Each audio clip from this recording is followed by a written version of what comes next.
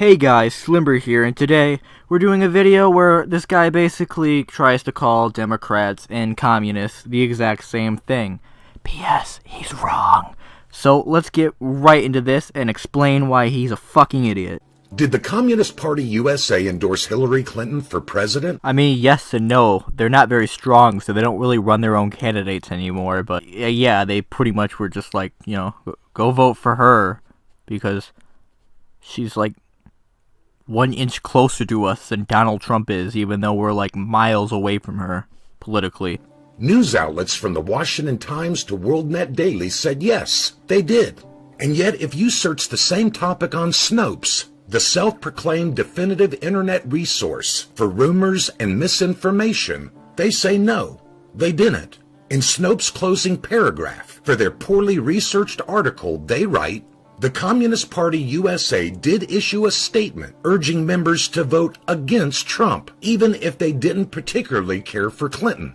The group did not, however, formally endorse Clinton in the presidential election." This statement by Snopes is sort of true, albeit disingenuous. Yes, the Communist Party never came out in proper words and said, "We endorse Hillary Clinton for president." Nope, can't find that anywhere, except on their fucking website!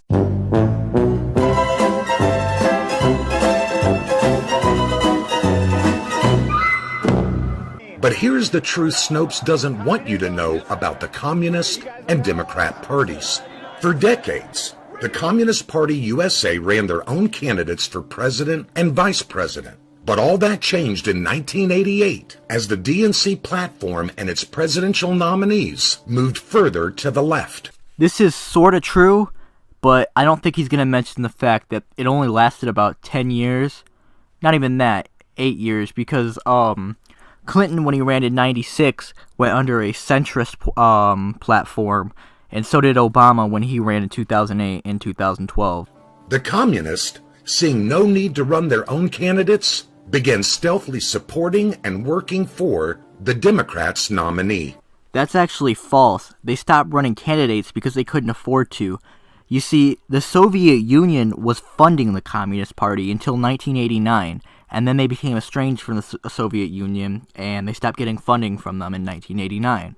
With the rise of Barack Hussein Obama, the support became more open. Many within the communist ranks viewed Obama as being closer to their position than any other Democrat nominee thus far. That is funny. That is fucking hilarious. The communists do not love Obama. Obama was a fucking centrist who didn't even support universal health care. And though the support wasn't as strong for Hillary... Oh yeah, the support for Hillary was so strong that they didn't support her in the midterms. They supported Bernie Sanders. But the support for Hillary was so strong. Still, the communists saw her as an ally. For example, writing for the CPUSA official paper, Ricardo Alarcon noted, "Hillary does not represent a revolutionary alternative. Choosing her will not produce the radical transformation of U.S. society. But right now, she is the only hope to stop barbarism." Contrary to Snopes' conclusion, this sounds a little more than a vote against Trump. To call Hillary the only hope sounds like a rally cry for a candidate to me. No, if you reread what you just said, that sounds more like this is the only option we have and we fucking hate it. Hillary does not represent a revolutionary alternative. But it doesn't stop there. The party also gave a big thumbs up to Clinton's running mate, Tim Kaine. "He's a great choice," wrote CPUSA writer Larry Rubin on the first day of the Democrat convention. Kaine pushed the political envelope of Virginia, an erstwhile red southern state, in a progressive direction. When they post the shit on their own website, and you're linking to sources that aren't their website, it kind of makes me think your sources aren't very credible. There are more examples, but time doesn't permit me to cite them all here. But let me make this clear. This is not to say that all Democrats are communist, nor are the communists always in agreement with Democrats. In their view, they still embrace too much freedom and capitalism for the communist taste, at least for now. John Bachtel, The current commissar for the Communist Party USA laid out their strategy in a lengthy essay for People's World, another communist publication. He wrote America needed a third political party committed to uphold labor, but until that time comes, communists ought to work with Democrats, especially in the coming elections. So this dumbass isn't going to explain it right, so let me explain this. What they are basically saying is because in America, we pretty much have a two-party system. You could vote for another party, but they are more than likely not going to win. It's more than likely going to be one of two parties.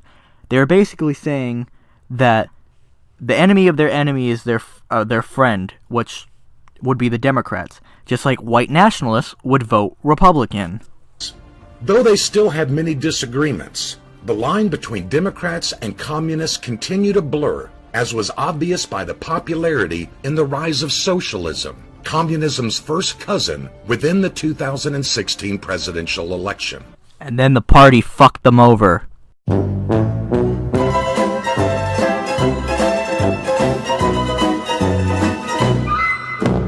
Like it or not, traditional Democrats need to decide if they will embrace the new alt-left gaining ground in the DNC and hence accept the rising communist bloc, or return to the political philosophy of Truman and Kennedy, who stood against the red tide of communism. Well, shit, guys. If you are a Democrat, and even if you're a major fucking capitalist, and you're corrupt as shit like Hillary Clinton, you are a fucking commie. So, guys, leave a like, leave a comment, Slimber out.